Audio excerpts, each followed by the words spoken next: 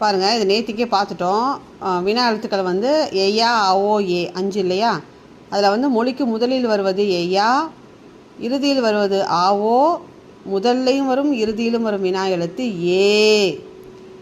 அடுத்தது உச்சரிப்பில் சிறிதளவு மட்டுமே வேறுபாடு உள்ள ஒலிகள் வந்து மயங்கொலிகள்.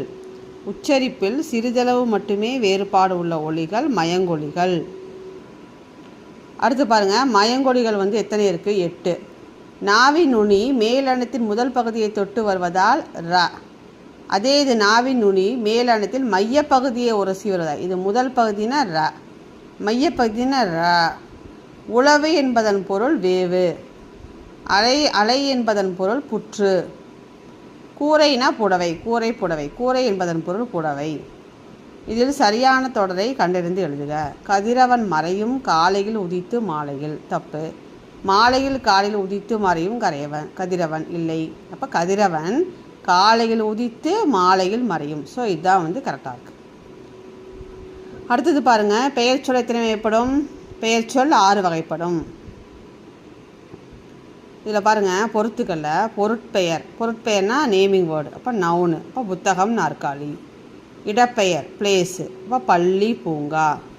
காலப்பெயர்னா டைமு. அப்போ நாள், வாரம், ஆண்டு.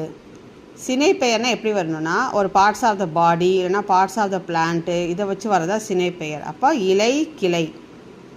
அப்போ அதுக்கு ஆப்ஷன் பார்த்திங்கன்னா சி. அப்படி தான் பார்த்து வச்சுக்கணும். அடுத்தது அதே மாதிரி தான் யோசிங்க. தலை.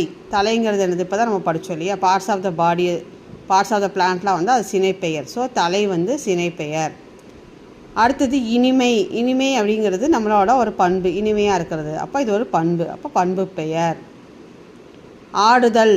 ஆடுதல், ஓடுதல், எழுதுதல், இந்த மாதிரி தள்ளு, இந்த மாதிரி வர சவுண்டு வரதாவே தொழிற்பெயர் தான் வரும். படித்தல், இதெல்லாமே தொழிற்பெயர் தான் வரும். அடுத்தது மாலை. மாலைங்கிறது ஒரு டைமிங் இல்லையா? ஸோ மாலை அப்படிங்கிறது காலப்பெயர், அது டைமிங் வச்சு வருது. ஸோ இதுக்கு ஆப்ஷன் பார்த்திங்கன்னா 2, 3, 4, 1. Parts of the body, parts of the plant இதெல்லாம் வந்தால் சினைப்பெயர் ஞாபகம் வச்சுக்கோங்க. அப்புறம் நம்ம மறக்காது, ஈஸியாக இருக்கும். அவ்வளோதான். அடுத்த வீடியோவில் சந்திப்போம். நன்றி, வணக்கம்.